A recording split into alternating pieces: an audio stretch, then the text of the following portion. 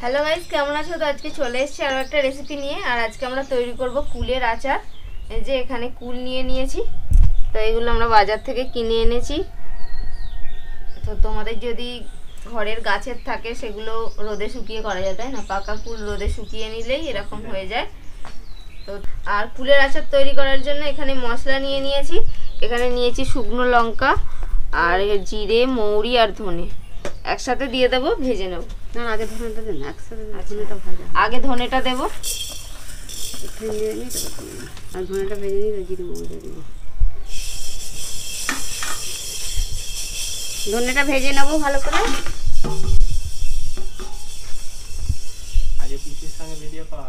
ধনেগুলো ভাজা হয়ে গেছে, আমি এবার তুলে নেব। এবার মৌরি আর জিরেটা দিয়ে দেবো।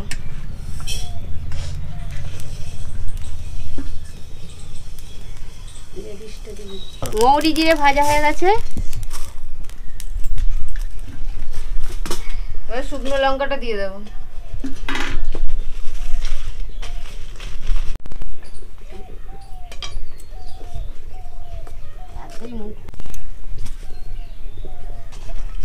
মশলা ভাজা হয়ে গেল সব।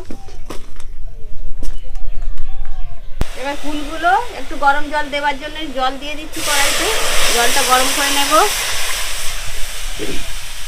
কুলগুলো ভালো করে গরম জলে ভিজিয়ে রাখবো একটুখানি।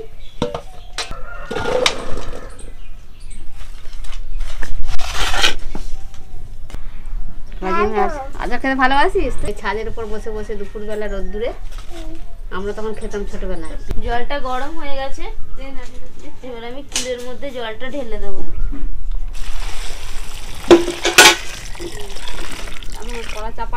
কুল যখন সবাই রোদে দেয় তো তখন অনেক নোংরা কুলের মধ্যে লেগে যায়, তাই জন্য এটাকে ভালো করে একটু ধুয়ে নিতে হবে। গরম জলে একটু ভিজিয়ে রাখলে কুলগুলোও বড় বড় হয়ে যায় আর এটা নোংরাটাও চলে যায়। তো এগুলো ভিজুক, ততক্ষণ আমি এই শুকনো মশলাগুলো গুঁড়ো করে নিই।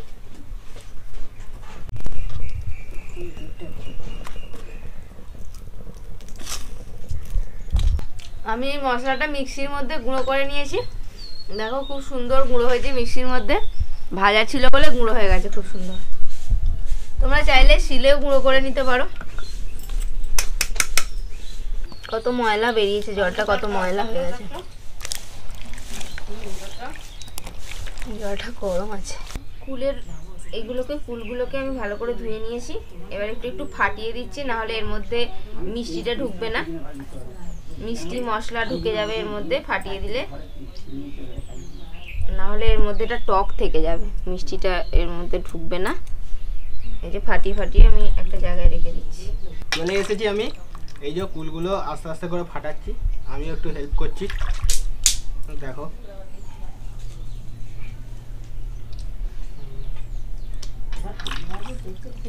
সব ফাটিয়ে নিচ্ছি কুলগুলো। আর খুব তাড়াতাড়ি হয়ে যাবে এই আচারটা। আর আচারটা কি রোদে রাখবো না এমনি? আচার তো রোদে দিতেই হবে।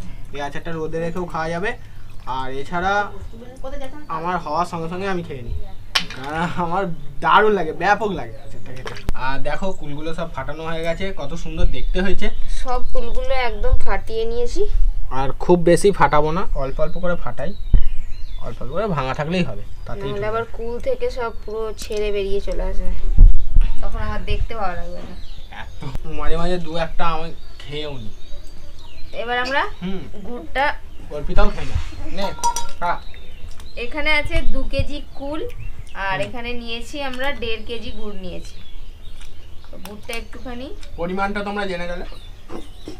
এবার কুল অনুযায়ী গুড়টা দিতে হবে। কুলটা যদি কুলের টক যদি বেশি থাকে তাহলে গুড়টা একটু বেশি লাগবে, আবার কুলটা যদি একটু মিষ্টি হয় তাহলে গুড়টা একটু কম লাগবে। এটা টক কুল, খুব বেশি টক নয় কুলটা, মোটামুটি। স্কুলের কথা মনে পড়ে যায়।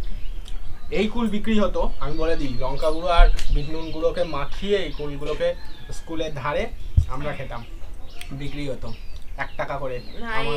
আর একটা কুল আছে কালো কালো বড় বড় কুলগুলো, ওগুলো খেতে দুর্দান্ত, ওগুলো 12 মাস পাওয়া যায়, কিন্তু এগুলো সিজনে কিনে এনে খেতে হবে। কোথায় পাওয়া যায় এখন?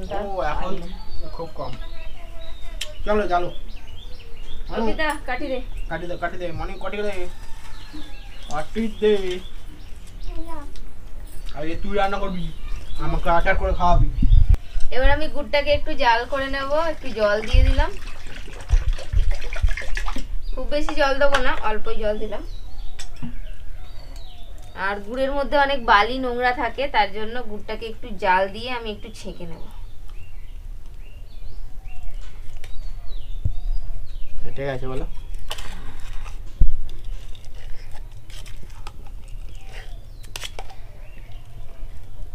তো 1.5 কেজি গুড় পুরোটাই দিয়ে দিলাম।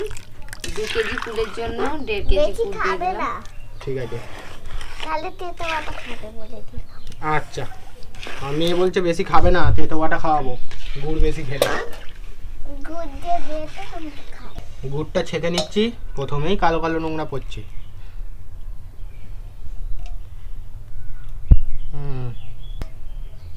গুড়টা ছেঁকে নিচ্ছি। গুড়ের মধ্যে অনেক বালি থাকে, নোংরা থাকে। কত নোংরা থাকে।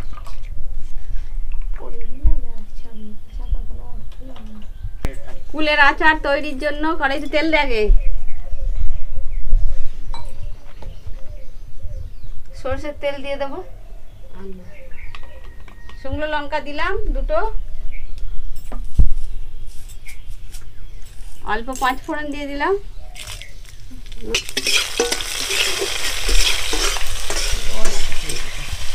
এবার কুলগুলো আমি দিয়ে দেবো।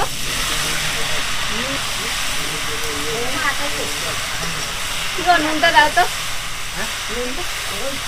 নুন দিয়ে দিচ্ছি এটাতে।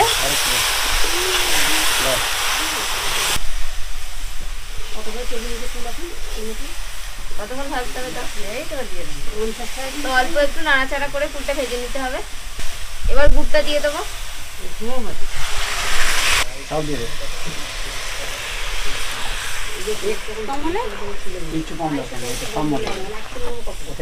এটা আছে গুড়ার। গুড় আর কুল একসাথে ভালো করে ফুটিয়ে নিতে হবে। গুড়টা যত মাখা মাখা হয়ে যাওয়া পর্যন্ত ফুটিয়ে নেব। তোমার মা কুল গুড় খাবে না, টক জিনিস না, টক দিয়ে মিষ্টি। তোর নাম বলিস তুই চুপচাপ বসে চলতে অর্পিতা। ওকে ফেল দেখি। ক্যামেরা। আচারটা তৈরি হয়ে গেছে। আমরা একটু ঝোলঝোলি রাখছি, তোমরা চাইলে আর একটু শুকনো শুকনো করে নিতে পারো। এবার ভাজা মশলাটা দিয়ে দেবো। আমাদের আচার তৈরি হয়ে গেছে। মামা আজকে আচার করলো। মামা বলে বলে দিচ্ছিল, আমরা করছিলাম। এখন ফাইনালি চলে এসেছে সামনে। তো মামা রান্না করে, এর আগে তোমাদেরকে ভিডিও দেখেছি, সেখানে তোমরা দেখতে পাবে রান্নায় মামা সেই মাংস রান্না করা হচ্ছিল, সেখানে মামা রান্না করছিল। তো আজকে আচার তৈরি হয়ে গেল আমাদের। আর আমরা একটু ঝোল ঝোল খাবো বলে একটু ঝোল ঝোল রেখেছি এটা। তোমরা চাইলে আর একটু শুকনো শুকনো করে নিতে পারো, মাখো মাখো করে। খিচুড়ি, খিচুড়ি মানে আনাজ টানাজ গরম খালে জিভ পুড়ে যাচ্ছে। মামা খাচ্ছে। কে জিভ পুড়ছে না। কেমন হয়েছে আর বলছে, একটু টক দিতে। ক্যামেরাম্যান বলছে কেমন হয়েছে। এবার ছেড়ে দাও। খুব ভালো হয়েছে, খুব ভালো। আমি খাচ্ছি, খুব ভালো হয়েছে। এই দেখুন, এরকম করে ঢেলে একটু হাতে খেয়ে নেবেন, কিছু গরম লাগবে না। খুব টেস্টি। হয়ে গেছে, এরকমই বসানো রয়েছে। আমি একটু দেবো। আরো একটা মামা চলে এসছে, তো মামারা খাবে, সেই জন্য আমি পরিবেশন করে দিচ্ছি। একসঙ্গে দুজন চলে এসছে। তুমিও যাবে বিয়ে বাড়ি, নেমন্তন্ন আছে। কাদের? ওদের সবাই নেমন্তন্ন। কোথায় বিয়ে দেখো বাড়ি? গরম আছে ওই কিন্তু। টুনির মেয়ে। তোমাকে গোটা মারতে বাড়ি নেমন্তন্ন করে গেছে, আমি বলতে ভুলে গেছি। দিদি চামচা গরম চাইতে আছে। একটা হাতে করে চামচা খাই নিয়ে না। এসে দে। এই চাটনি তো গরম খায় না, ঠান্ডা খেতে চর্বি কমবে। মেদ নেমে যাবে। তো গাইস দেখতেই পাচ্ছ মামারা চলে ঠান্ডা হলে এসেছে। আসতে পারে। হ্যাঁ, কুলের আচার। এই কুলের আচারটা সরস্বতী পুজোর দিন খাওয়া হয়েছে আর আজকেও খাওয়া হচ্ছে। খুব ভালো হয়েছে। মানে আমি খাবো না।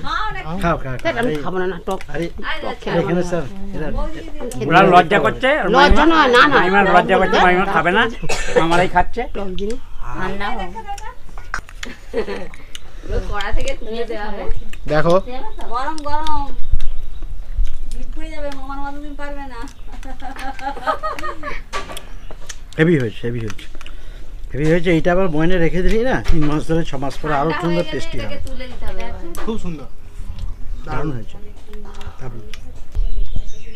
না হ্যাঁ, তো আমাদের কুলের আচার তৈরি হয়ে গেল। তো সবাই মিলে খেলাম, খেতে খুব টেস্টি হয়েছে। তো পরে পরে এটা খেতে হবে, আর এটা ঠান্ডা হয়ে গেলে আমরা এটা কাঁচের জারের মধ্যে ভরে রাখবো। আর মাঝে মাঝে রোদ বেরোলে এটাকে শুকনো মানে রোদেতে দিতে হয়, তাহলে এটা ভালো থাকে অনেক দিন পর্যন্ত। এই যে অনেক আছে দেখো, এখনো এক কড়াই।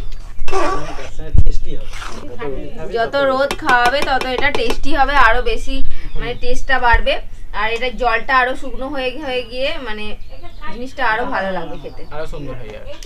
তো তোমরা এভাবে বাড়িতে ট্রাই করো, আর কেমন লাগলো কমেন্ট করে জানাবে। আজকে ভিডিও ভালো লাগলে লাইক করে দাও। তো আজকের মতো এখানে শেষ করছি, দেখা হবে পরের ভিডিও। টাটা।